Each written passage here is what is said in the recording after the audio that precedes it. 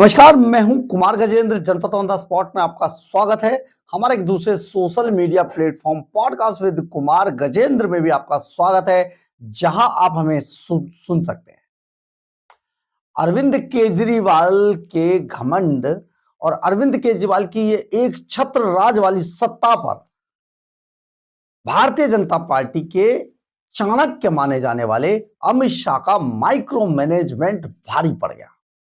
और ये micro management ऐसे ही नहीं था, इसके पीछे बहुत सारी स्टडी, बहुत सारा दिमाग और साथ में मन के अंदर बहुत सारे जज्बे की जरूरत थी, जो केवल और केवल अमित शाह जैसे व्यक्ति के पास ही हो सकता है।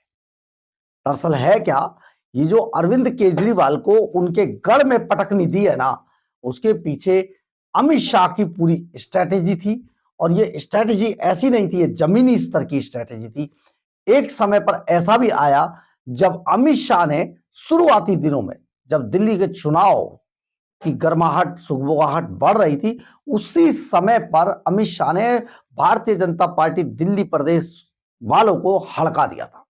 और हड़का के जब ये कोई रैली निकालना चाह रहे थे, उसमें इनको कहा आप इसको बंद कीजिए और जाके पहले झुग्गी वालों से मिलिए।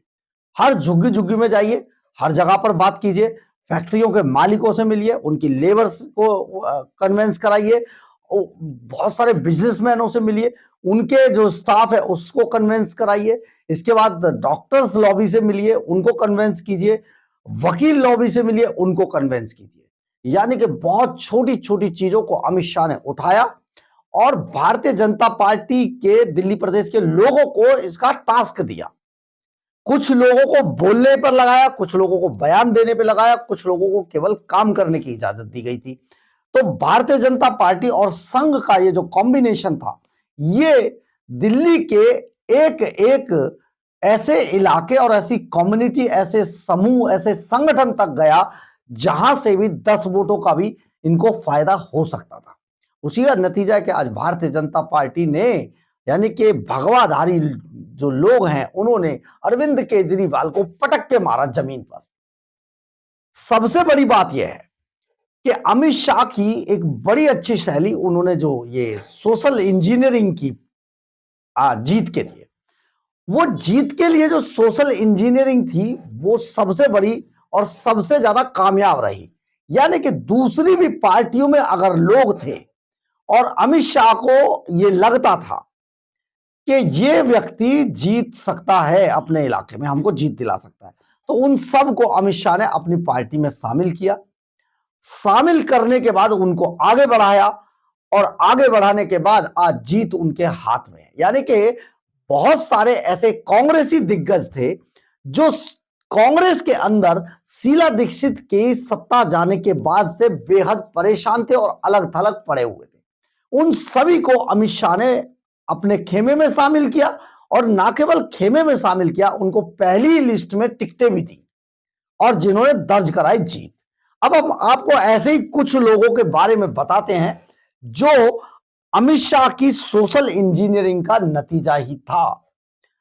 देखिए, पहले आपको हम यहां पर अरविंद केजरीवाल के गढ़ में हारने पर हम आपको दिखाना चाहते हैं कि देखिए, अरविंद केजरीवाल उतने ही वोटों से हारे हैं जितने वोटों से संदीप दीक्षित जीते हैं। यानी कि कांग्रेसियों को, कांग्रेस से आए दिग्गज जो थे, उनको जितने वोट पड़े उतने ही वोट से करीब करीब भारतीय जनता पार्टी के लोग जीत पाए थे। ये आप ध्यान रखिएगा आंकड़ा। दरअसल अरविंद केजरीवाल को नई दिल्ली में 25,999 वोट पड़े, जबकि उनके बिल्कुल निकटतम प्रतिद्वंदी प्रवेश वर्मा को 30,088 वोट पड़े। अब कांग्रेस को, जो संदीप दीक्षित से शीला दीक्षित के पुत्र, 4,568 वोट पड़े। और आपको जानकर हैरानी होगी कि केजरीवाल और प्रवेश वर्मा के बीच का जो जीत का अंतर था, वो 4,089 यानी कि 4,089 वोट था। करीब करीब संदीप दीक्षित को जो वोट पड़ा, वही वोट अरविंद केजरीवाल के हार का अंतर है। तो यहां पर हार गए अरविंद केजरीवाल। इसके बाद एक और बड़े दिग्गज हैं, अरविंद केजरीवाल के सबसे बड़े सिपा सलार और शराब घोटाले में जमानत पर छूटे हुए मनीष सिसोदिया, महामहिम मनीष सिसोदिया बुरी तरीके से चुनाव हार गए।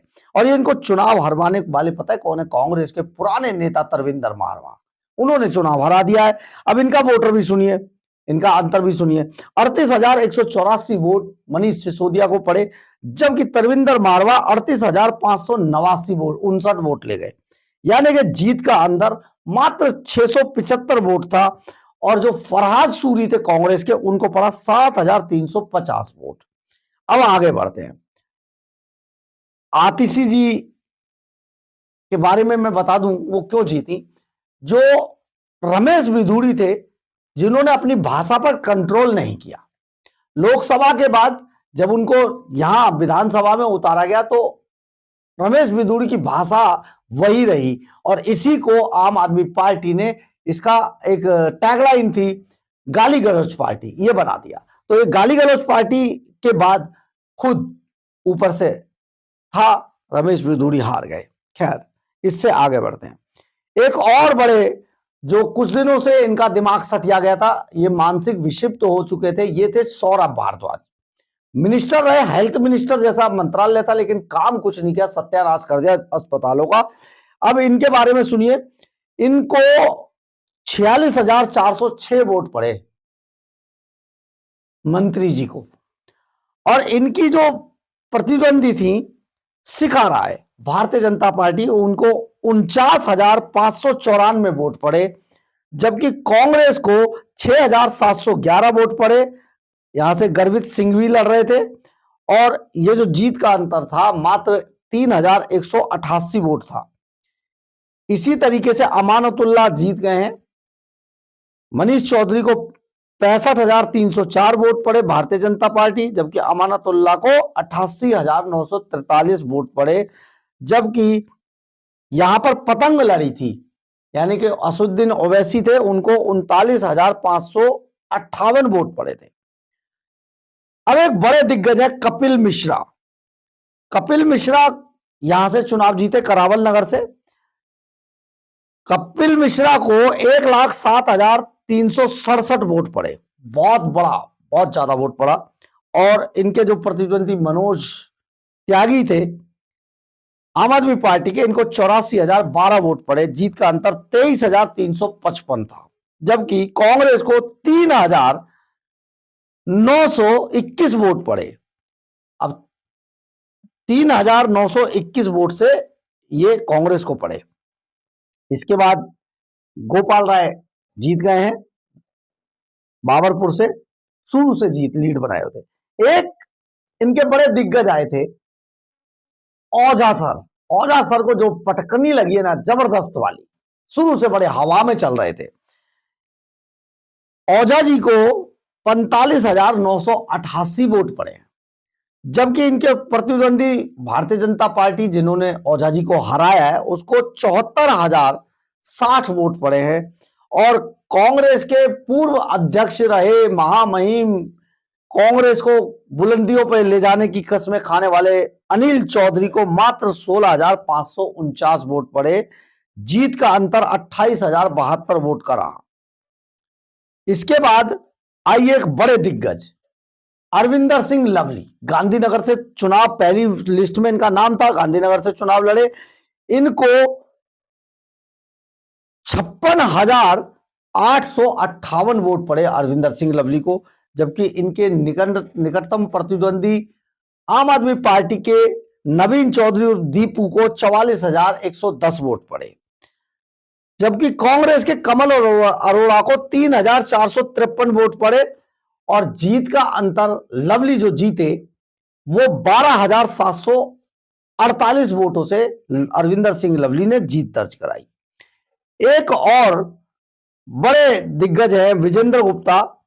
विजेंद्र गुप्ता को 70,365 वोट पड़े, जबकि उनके जो लड़ रहे थे आम आदमी पार्टी के प्रदीप मित्तल 32,549 वोट पड़े। और यहां से सुमेश गुप्ता को कांग्रेस ने उतारा था, 3,365 वोट मात्र पड़े उन्हें। और जीत का अंतर 37,816 वोट का रहा। एक और बड़े दिग्गज आपको बताते हैं, हवाला कारोबारी में नाम है, बड़ी बड़ी कंपनी बना के अरविंद केजरीवाल का हवाला का जो पैसा था, जो 2 नंबर में आता था, चाहे वो आतंकवादी गुरपतवंत सिंह का हो, किसी का भी हो, उस पैसे को ब्लैक को व्हाइट करके हवाला से इधर से उधर कराते थे। सत्येंद्र जैन, बिल्कुल हम आपसे बात कर रहे हैं सत्येंद्र जैन की। सत्येंद्र जैन को जो भारतीय जनता पार्टी के करनैल सिंह थे, उनको 56,869 वोट पड़े। सत्येंद्र जैन मात्र 35,871 वोट पर सिमट कर रह गए, जबकि सतीश लुथरा यहां से लड़े थे कांग्रेस के टिकट पर, उन्हें 5,784 वोट पड़े और जीत का अंतर सुन लीजिए 20,998 था। बहुत बड़े मार्जिन से हारे। एक और बड़े दिग्गज हारे आम आदमी पार्टी के, केजरीवाल के बड़े घनिष्ठ वकील साहब, तो ये है सोमनाथ भारती। सोमनाथ भारती अभी हाल ही में कुछ दिन पहले बेचारे नई दिल्ली चुनाव आ रहे थे लोकसभा का, फिर इन्हें बिठा दिया, फिर हार गए। तो ये सोमनाथ भारती के सामने सतीश उपाध्याय थे, जो अभी एनडीएमसी के बाद में चेयरमैन थे, बाद में उन्हें यहां से हटाया था। 39,564 वोट सतीश उपाध्याय को पड़े और 37,433 वोट सोमनाथ भारती को पड़े, जबकि जितेंद्र कोचर, जो अपने आप को बहुत बड़ा नाम मान रहे थे कांग्रेस का, 6,770 वोटों पर सिमट कर रह गए और हार का जो अंतर था 2,131 वोटों से हार गए। यानी कि यहां सतीश उपाध्याय ने जीत दर्ज की। तो ये एक बहुत बड़ा फैक्टर रहा अमित शाह की उस रणनीति का कि पार्टी कोई भी हो, व्यक्ति कोई भी हो, किसी व्यक्ति से, किसी पार्टी से कोई परहेज नहीं, कोई बैर नहीं, सिर्फ जीत मिलनी चाहिए। तो उस जीत मिलने के मंत्र पर अमित शाह ने जो सोशल इंजीनियरिंग की थी पार्टी के अंदर चुनावों से पहले, केवल अरविंद केजरीवाल के उस घमंड को तोड़ने के लिए, जिसमें वो कहते थे इस जन्म में तो भारतीय जनता पार्टी जीत नहीं पाएगी, इस जन्म में नहीं जीत पाएगी।